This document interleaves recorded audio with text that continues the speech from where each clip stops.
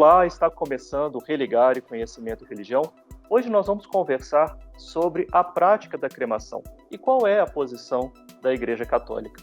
Aqui comigo está o padre Renato Alves de Oliveira, ele é doutor em teologia, ele é padre na Arquidiocese de Belo Horizonte, professor na PUC Minas, no Departamento de Teologia. Renato, bem-vindo, um prazer recebê-lo aqui no Religare. Obrigado pela oportunidade, professor Flávio Senra, de participar desse momento reflexivo sobre o tema da cremação, e será uma grande satisfação conversar com um pouco sobre esse tema. E você já nos acompanha através do nosso canal no YouTube? Inscreva-se em nosso canal e, quando você desejar, compartilhe as nossas entrevistas nas suas redes. Nós estamos também nas plataformas de podcast. Procure pelo seu desenvolvedor de podcast favorito, procure por Religare Conhecimento e Religião. Renato, a prática da cremação é muito antiga, não é? Ela tem se desenvolvido muito hoje em dia, mas ela já é muito antiga. Pensando do ponto de vista histórico, onde é que a gente tem notícia, né, das práticas de cremação na antiguidade? A prática da cremação se tem registro histórico a partir do ano 50.000 antes de Cristo. Quer dizer, é uma prática bastante antiga. Depois vem passando por vários períodos históricos, né, e tem registros na Austrália da prática da cremação. Aí nos períodos das idades dos metais, né, idade de bronze, idade de ferro, né, vem passando a prática da cremação. A cremação, o ato de queimar o corpo, historicamente usando uma pira, né, uma montanha de lenha, né, em que se colocava o corpo para ser queimado, né? Mas tem notícia também da prática da cremação, né, junto dos romanos, né, dos gregos, né, em que os corpos eram queimados. Por exemplo, os romanos tinham vários tipos de execução, né? Tinha a crucifixão, né? Jesus foi crucificado por uma modalidade romana. Tem a degola, tem jogar o sujeito para os leões e tem também a cremação. Então, a cremação, ela é bastante antiga na história da humanidade. E você falou de práticas distintas de cremação. A gente sabe hoje em dia como é feito, né, em fornos, mas antigamente qual era a prática? Você falou essa prática de pira, né, de fogo, como podemos falar em métodos distintos? Eram métodos distintos, né? Antigamente, né, o corpo era colocado ou sobre a montanha de lenha, né, e era incinerado. Geralmente era colocado no alto de uma montanha, né, com vento contrário aonde estava a população, né, porque a prática da cremação ela gera, né, muito gás, gera muito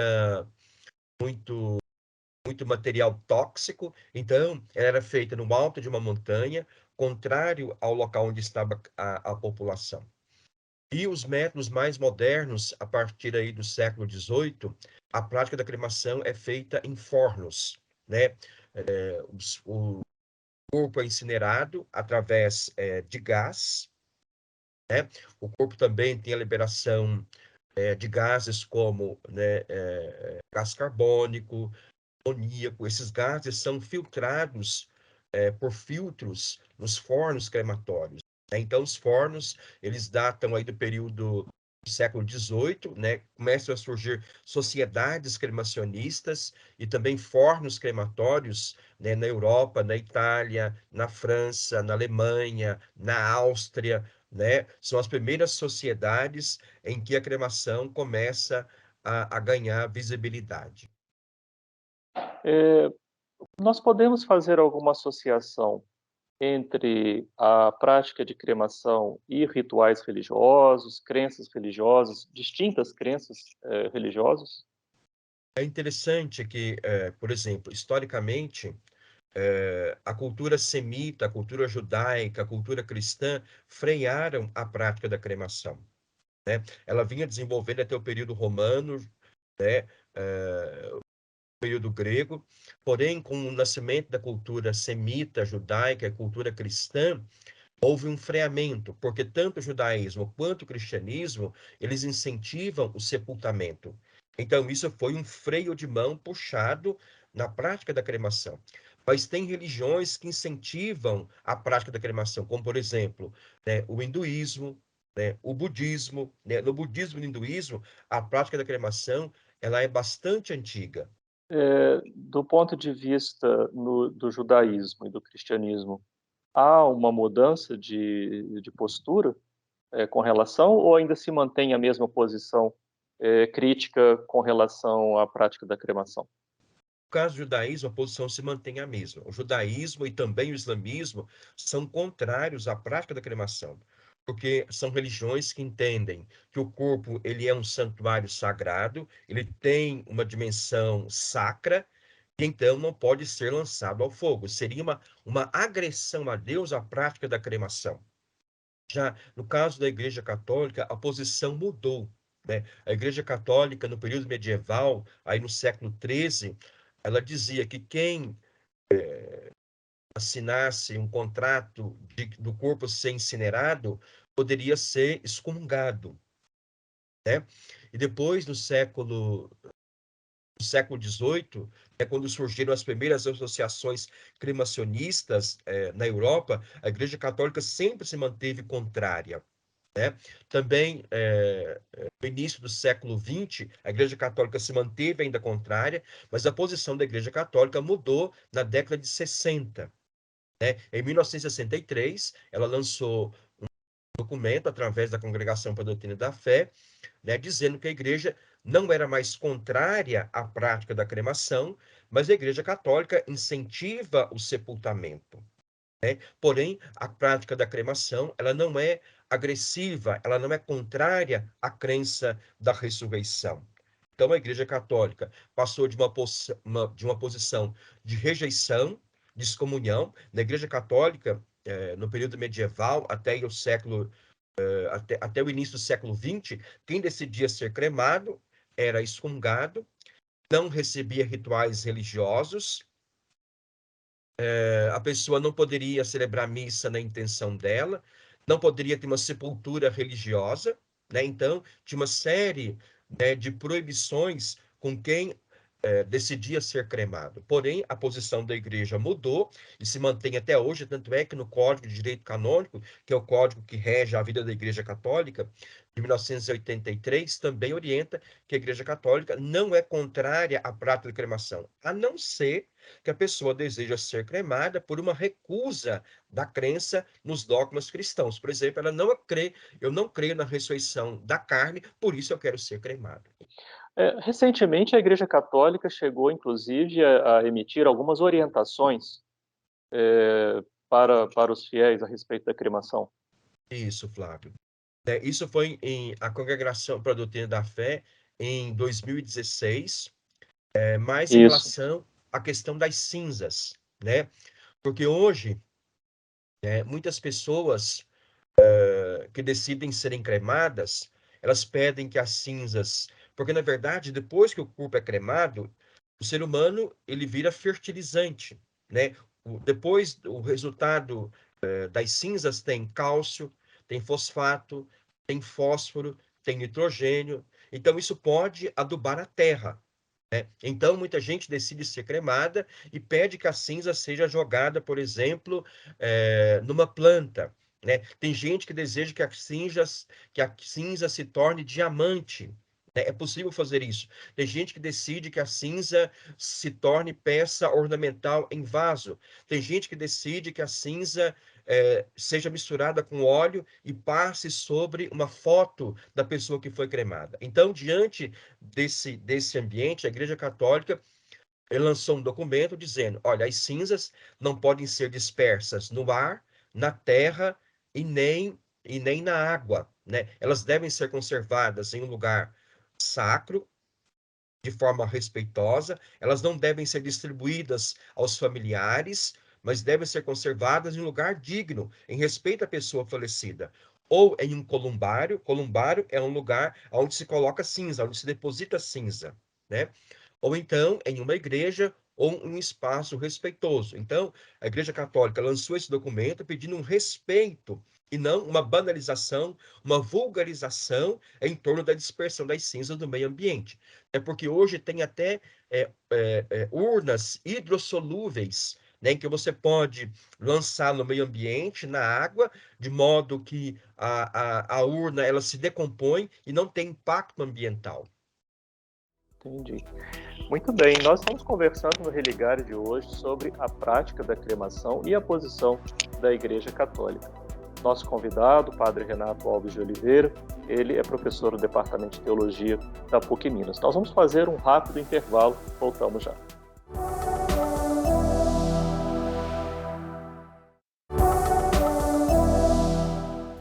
Estamos de volta com o Religare Conhecimento e Religião e hoje nós estamos conversando sobre a prática da cremação e a posição da Igreja Católica. Aqui comigo está o Padre Renato Alves de Oliveira, ele é doutor em Teologia, professor no Departamento de Teologia da PUC Minas. Renato, uma das coisas que a gente tem observado é com relação ao crescimento da prática. Ela é bastante difundida hoje. O que envolve, né, esse aumento da prática de cremação e o crescimento do desejo em ser cremado, e até de política, mais ou menos, voltada nessa direção. A prática da cremação, hoje, ela está se tornando cada vez mais difusa. No Brasil, hoje, cerca de 15% já destino do corpo já é da prática da cremação. Tem países, por exemplo, como o Japão, que é quase 100% de cremação. Mas hoje, a cremação ela é defendida por vários setores da sociedade, né? Por exemplo, por uma questão ecológica, ecologistas defendem a prática da cremação, porque hoje os cemitérios estão superlotados, né, superpovoados, e a prática da cremação, ela tem impacto, e a prática do sepultamento tem impacto ambiental. E o sepultamento, em geral, a decomposição do corpo no sepultamento dura cerca de 3 anos. Né? E a decomposição do corpo gera um líquido escuro chamado necrochorume. Esse líquido é rico em sais minerais e em outros ingredientes, né? E esse líquido pode atingir os lençóis freáticos e pode contaminar a água, entendeu? Então, antes de instalar um cemitério em um lugar, tem que fazer um estudo hidrológico, geológico, né, geotécnico, né, para ver qual que é o impacto que o cemitério vai causar no espaço. Então, a prática da cremação, ela, ela, ela é ambientalmente aceita, né? Porque, como eu falei, tem urnas hidrossolúveis, biodegradáveis, né? Que se dissolve quando jogadas no mar. Então, o sepultamento libera gases, e esses gases podem ser tóxicos para a população local, né? O sepultamento gera gases como amônia, como gás carbônico, né? O sepultamento também pode impactar na higiene, na saúde da população local, e também hoje urbanistas, né? Porque como os cemitérios estão superlotados, né? Muitos cemitérios já foram aglomerados, já foram agregados ao perímetro urbano, né? Porque historicamente os cemitérios ficavam na margem, na periferia das cidades. Hoje, com o crescimento das cidades, eles foram agregados às cidades, né? Então, como a prática da cremação ela demanda menos espaço, então hoje muitos urbanistas defendem a prática da cremação, né? Porque a cremação ela demanda menos espaço. Depois que a pessoa é cremada, pode ser colocado em columbário, né? Tem também motivo econômico, né? Alguns defendem que a prática da cremação ela é mais em conta, mais barata do que a prática da cremação, do que a prática do sepultamento, né? O Sim. sepultamento você tem que comprar o espaço no cemitério, depois tem uma contribuição mensal para quem cuida, né, do local em que foi sepultado o corpo, né? Enquanto que a prática de cremação não tanto. Né?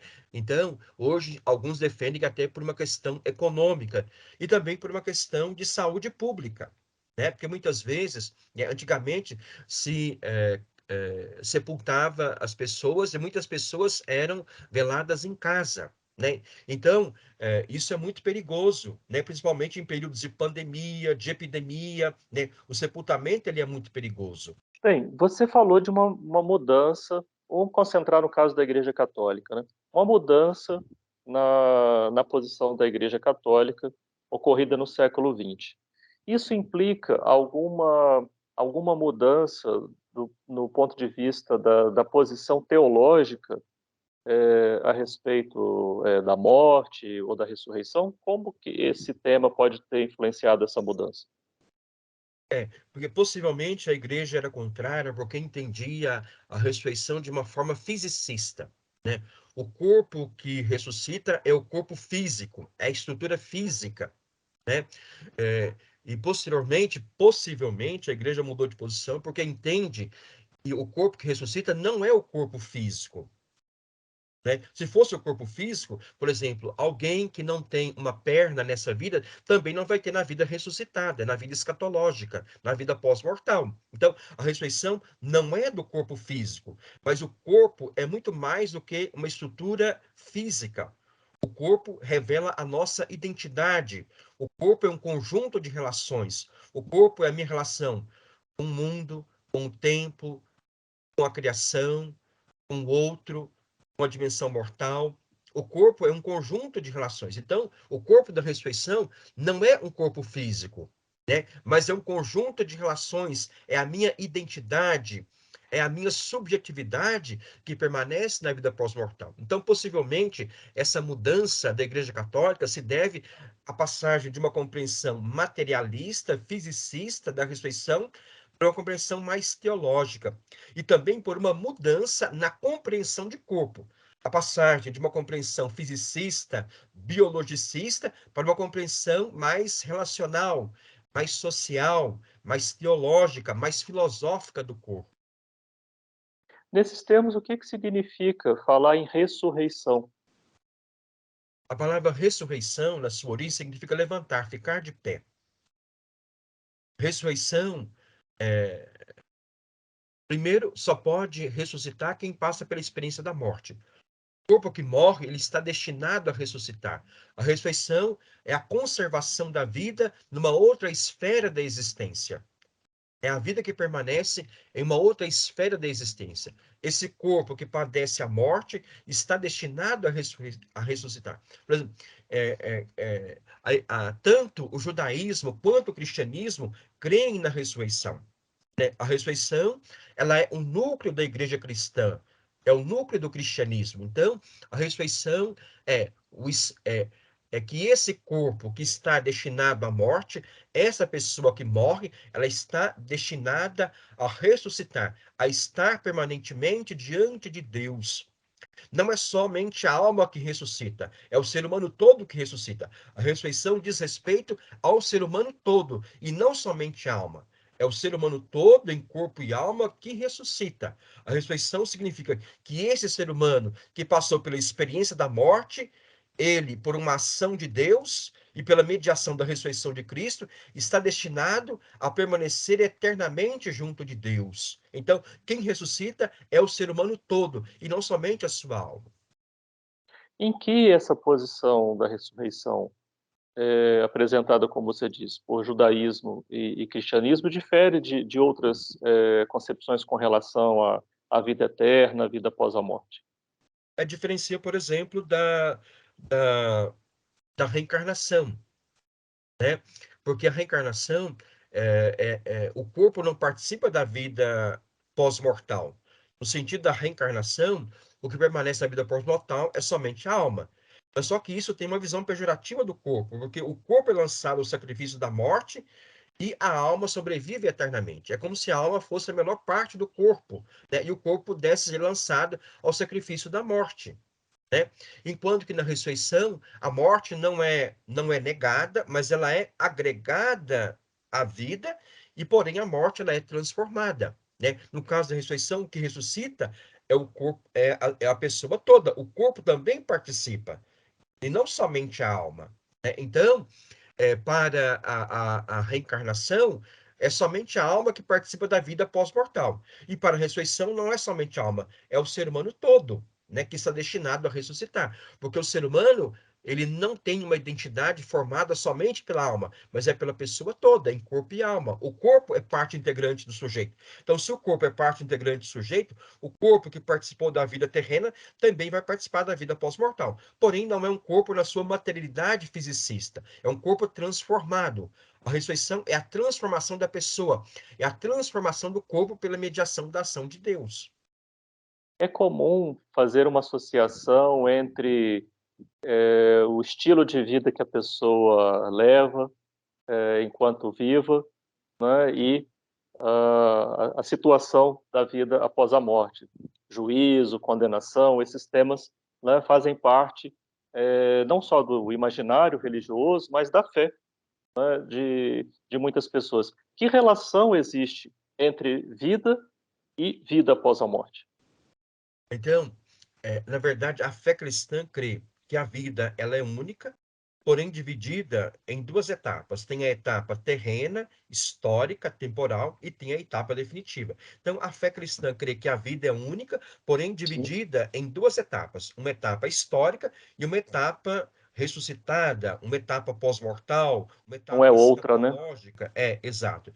Então, essa vida ela, a fé cristã crê que essa vida histórica, ela continua na vida definitiva, né? A morte é o momento de interrupção da vida histórica e o início da vida definitiva. Então, a morte é um ponto de ruptura com a vida histórica e de início da vida definitiva. Então, a vida histórica está destinada a continuar na vida definitiva, né? O ser humano da vida histórica será o mesmo da vida definitiva. Então, a pessoa que vive nessa história, ela tem a interrupção da sua história com a morte, porém a fé cristã crê que ela perpetua eternamente na comunhão com Deus através da vida ressuscitada. Bom, para a gente concluir a nossa conversa, né, que começou falando de cremação, mas inclusive, né, aprofundando aspectos teológicos, né, é, que há implicações, ao final das contas, entre cremar ou sepultar e a fé cristã? É, não há nenhuma implicação. Se você que está me vendo decide ser cremado, a Igreja Católica não é contrária a isso. Não há uma posição, porque o corpo que ressuscita, que a Igreja Católica crê, que o cristianismo crê, não é o corpo físico, mas é o corpo construído historicamente. O corpo é uma construção histórica, é uma construção identitária. O ser humano ele vai se desenvolvendo historicamente. Então, o corpo é a minha construção identitária. Então, a cremação não é contrária, não é oposta à ressurreição. A Igreja Católica não é contrária a cremação, né? A cremação, como nós falamos, é defendida por vários setores da sociedade, ela é mais higiênica, ela é mais ecológica, ela é mais econômica. Muito obrigado, Padre Renato, pela sua participação aqui no Religare. O Religare é um projeto de extensão do Programa de Pós-Graduação em Ciências da Religião da PUC Minas. Você pode acompanhar as nossas atividades e cursos através da nossa página que está em pucminas.br/ppgcr. Muito obrigado a você que nos acompanhou, obrigado a toda a nossa equipe. O Religare de hoje fica por aqui. Um abraço muito cordial e até o próximo programa.